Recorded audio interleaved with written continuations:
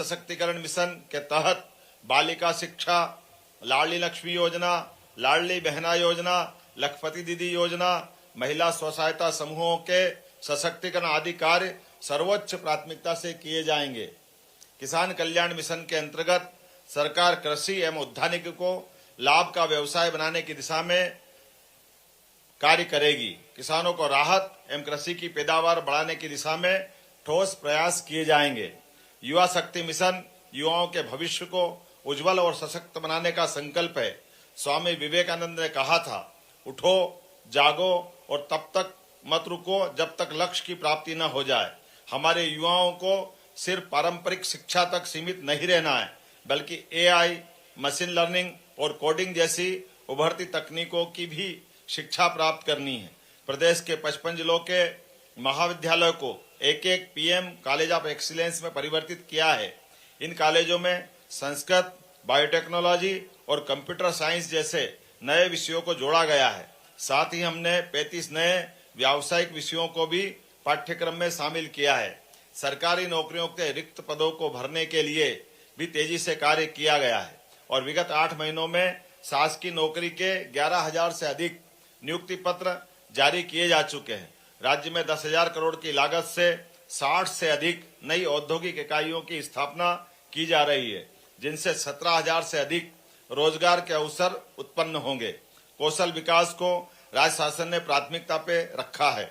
मुख्यमंत्री सीखो कमाओ योजना में 8,000 चयनित प्रशिक्षणार्थियों को 6 करोड़ 60 लाख करोड़ का स्टाइपेंड प्रदान किया गया है, ताकि वे अपने कौशल को और निखार सके और बेहतर रोजगार के अवसर प्राप्त कर सके।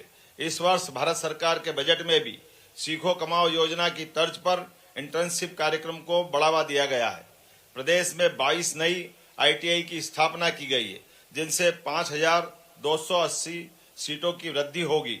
नवाचार और उद्यमिता को बढ़ावा देने के लिए हमने 6 विश्वविद्यालय में इंक्यूबेशन सेंटर स्थापित किए हैं। प्रदेश को स्पोर्ट्स हब बनाने और खेलों के माध्यम से पर्यटन के विकास प्रयास प्रारंभ किए गए हैं। विकसित भारत 2047 के लक्ष्य को प्राप्त करने में युवाओं की बड़ी भूमिका है। युवा भविष्य है, युवा ही देश और समाज के निर्माता है। युवाओं के संकल्प, मेहनत और सोच ही इस देश को नई ऊंचाइयों तक पहुंचाएगी। गरीब कल्याण मिशन के माध्यम से प्रदेश ने गरीब और कमजोर वर्ग के युवाओं के जीवन में एक नया अध्याय लिखने का संकल्प लिया है। यह मिशन एक व्यापक अभियान है जो हमारे समाज के सबसे वंचित तबके को सशक्त और समर्थ बनाने के लिए समर्पित है। हम इस मिशन के तहत गरीबों के जीवन के स्तर को सुधारने, उन्हें रोजगार और स्वरोजगार के अवसर देने, सामाजिक सुरक्षा प्रदान करने और बुनियादी सुविधाओं की सुलभता सुनिश्चित करने के लिए कटिबद्ध हैं। प्रदेश सरकार ने इंदौर की हुकुमचंद मिल के 4,800 श्रमिक परिवारों को 224 करोड़ रुपए की राशि का भुगतान किया है। प्रदेश में स्वामित्व योजना के माध्यम से 23,50,000 लोगों को स्वामित्व अधिकार पत्र वितरित किए जा चुके हैं। प्रदेश में 1 करोड़ 67 लाख से अधिक पंजीकृत असंगठित श्रमिकों को मुख्यमंत्री जन कल्याण संबल योजना का भी लाभ मिल रहा है, जिसके लिए इस वर्ष 600 करोड़ रुपए का प्रावधान किया गया है। योजना के दूसरे चरण के अंतर्गत 30,500 से अधिक श्रमिक परिवारों को